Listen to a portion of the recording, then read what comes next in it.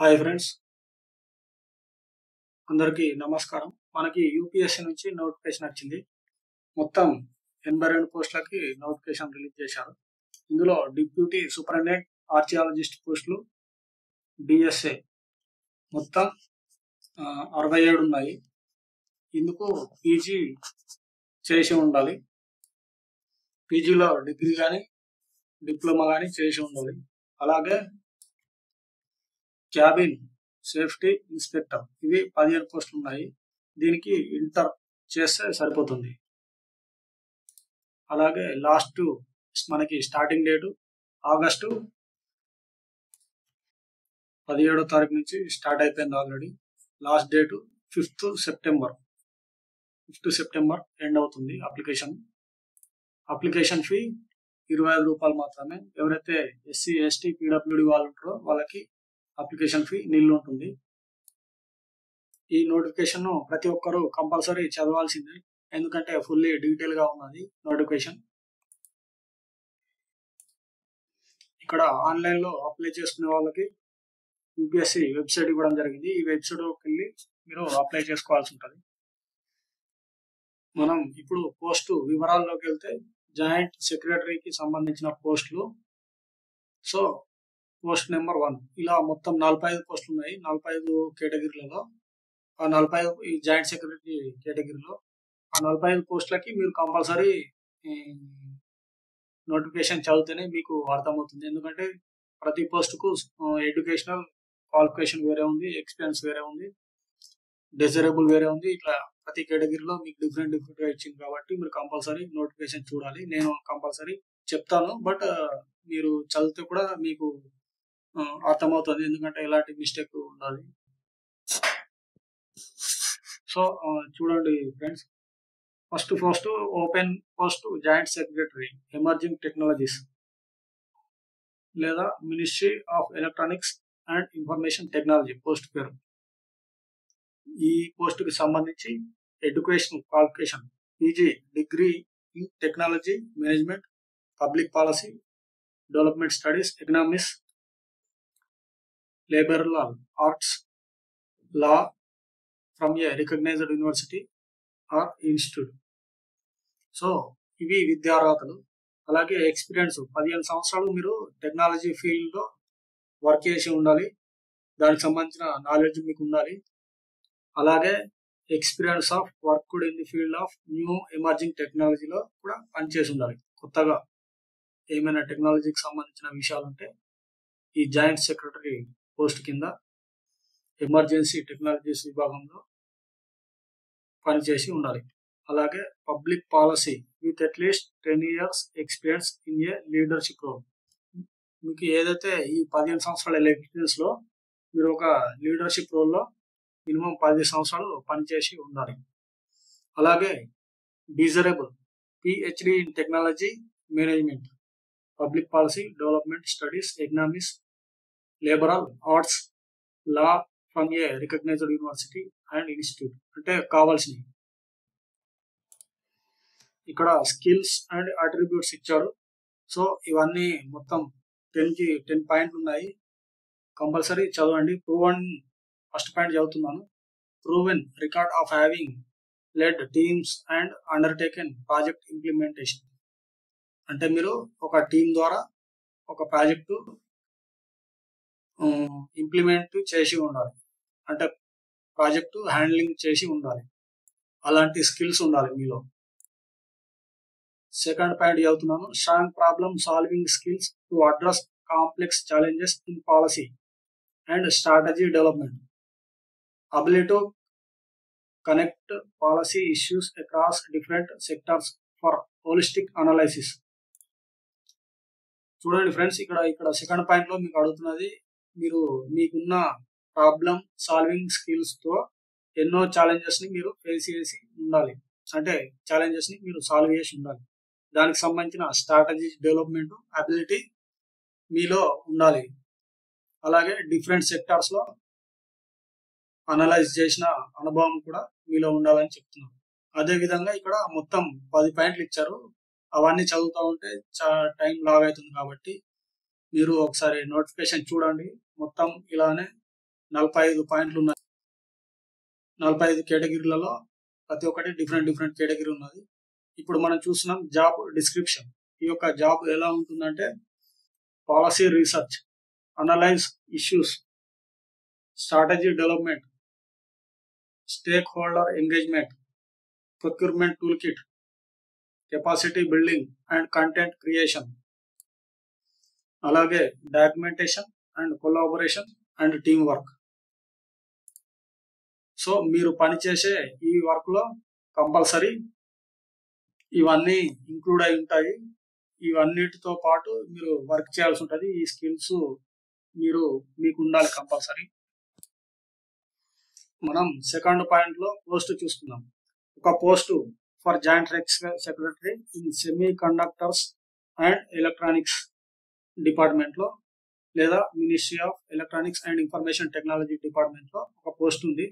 దానికి సంబంధించిన education qualification BE లేదా BTech in electronics and communication, electronics, electrical, mechanical, chemical engineering or material science from a recognised university institute.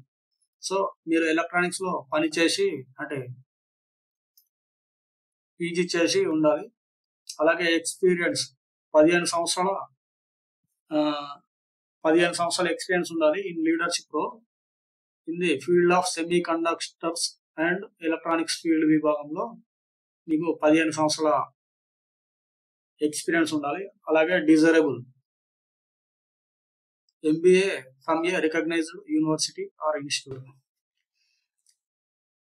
ఓకేనా? అలాగే ఇక్కడ job description కూడా ఇచ్చారు. మనం ఇంతకు ముందు 10 పాయింట్లు చదువుకున్నాం మనం ఫస్ట్ పాయింట్ లో. సెకండ్ పాయింట్ లో 6 పాయింట్లు ఇవ్వడం జరిగింది. చూడండి జాబ్ యొక్క డిస్క్రిప్షన్, జాబ్ ఎలా ఉంటుంది, మీరు ఏమేమి చేయాలి ఎలా అని చెప్పేసి. సో ఫ్రెండ్స్, ఇప్పుడు పాయింట్ నెంబర్ 3 గురించి తెలుసుకుందాం. 1 post of joint secretary environmental policy మరియు ఎన్విరాన్మెంటల్ లా విభాగంలో అంటే మీ ఈ స్టడీలో ministry of environment, forest and climate change దీనికి సంబంధించిన post. Educational qualification MSc in environmental science from a recognised university. Experience 15 సంవత్సరాల ఎక్స్పీరియన్స్ ఉండాలి. ఎందులో అంటే dealing with environmental policy and environmental law in government and private organisations ఏదైనా పర్లేదు. Desirable PhD environmental sciences.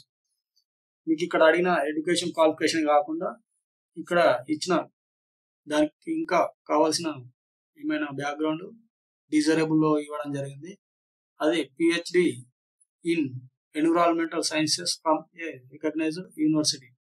అలాగే job description joint secretary shall be responsible for policy formulation, implementation and administration of various programs, schemes, projects in the area of work assigned to him or her. So మీకు కొన్ని ప్రాజెక్టులలో కొన్ని works implement చేయడానికి కొన్ని schemes ఏమైనా పథకాలు ఉంటే, ప్రోగ్రాంలు ఉంటే అందులో మీకు వర్క్ ఉంటుంది. ఈ యొక్క జాబు డిస్క్రిప్షన్ అదే. హాయ్ ఫ్రెండ్స్, నేను ఇప్పుడు డైరెక్ట్ లాస్ట్ పోస్ట్ 45కి వచ్చేసాను. ఎందుకంటే ప్రతి ఒక్కటి ఎక్స్ప్లెయిన్ చేసుకుంటా రావాలంటే కష్టం, చాలా వీడియో లెంత్ అయిపోతుంది. సో మీరు కంపల్సరీ నోటిఫికేషన్ చదివితే మీకు అర్థమవుతుంది. ప్రతి ఒక్కటి మీకు సంబంధించిన పోస్టులు, మీకు ఎక్స్పీరియన్స్, ఎడ్యుకేషన్ క్వాలిఫికేషన్స్, దానికి సంబంధించిన డిజైరబుల్ అండ్ జాబ్ డిస్క్రిప్షన్ మీరు నోటిఫికేషన్ లో చెక్ చేసుకోండి క్లియర్ గా. సో 45 పాయింట్ కూడా సేమ్ ఇలానే ఉంది. ఒక post of director or deputy secretary in economics, commercial, industrial, ministry of steel విభాగంలో ఈ ఒక పోస్ట్ ఉంది. దానికి సంబంధించిన educational qualification degree in engineering లేదా technology in metallurgy and material science, mechanical, mining లేదా masters degree in physics, chemistry from a recognised university and institute. మొత్తం 10 సంవత్సరాల ఎక్స్పీరియన్స్ ఉండాలి స్టీల్ మ్యానుఫ్యాక్చరింగ్ ఇండస్ట్రీలో. అలాగే ఫర్ డిప్యూటీ సెక్రటరీ లెవెల్ పోస్ట్కి, అంటే ఇక్కడ 2 పోస్టులు ఇచ్చారు, డైరెక్టర్ లేదా డిప్యూటీ సెక్రటరీ.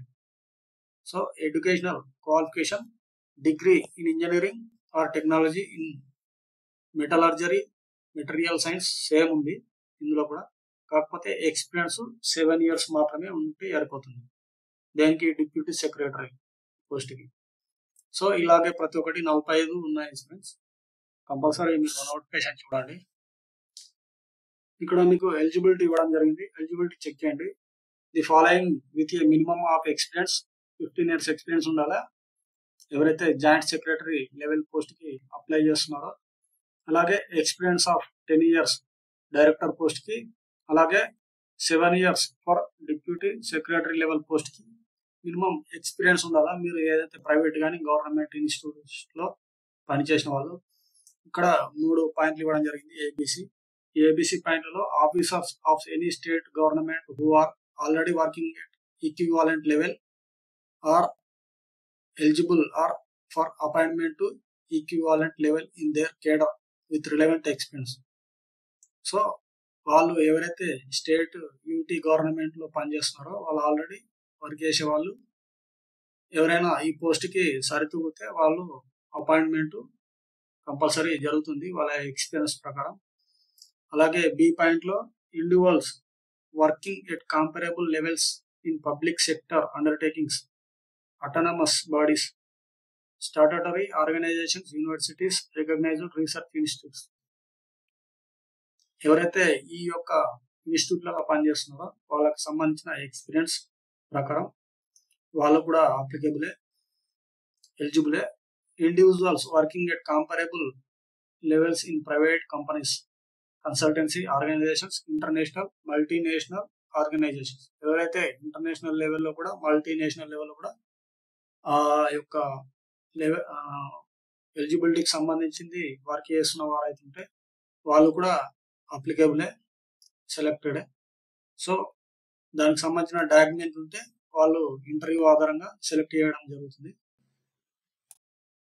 ఇక్కడ కంపేరబుల్ లెవెల్ ఇచ్చారు, అంటే ఇప్పుడు మనకి ఇక్కడ 3 లెవెల్లో పోస్టులు ఉన్నాయి కాబట్టి ఆ 3 లెవెల్లో పోస్టులకి వాళ్ళు ఇచ్చే సాలరీ.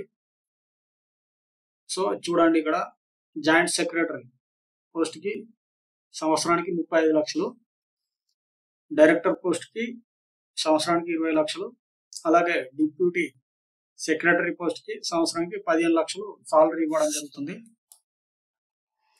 ఇక్కడ ఏజ్ అండ్ పే వాళ్ళ ఏజ్ ప్రకారం ఎంత మీకు సాలరీ వస్తుంది ఇక్కడ ఇవ్వడం జరిగింది. So minimum and maximum age limit for the joint secretary level post minimum 40 సంవత్సరాలు ఉండాలి ఎవరైతే జాయింట్ సెక్రటరీ పోస్ట్కి అప్లై చేస్తున్నారో.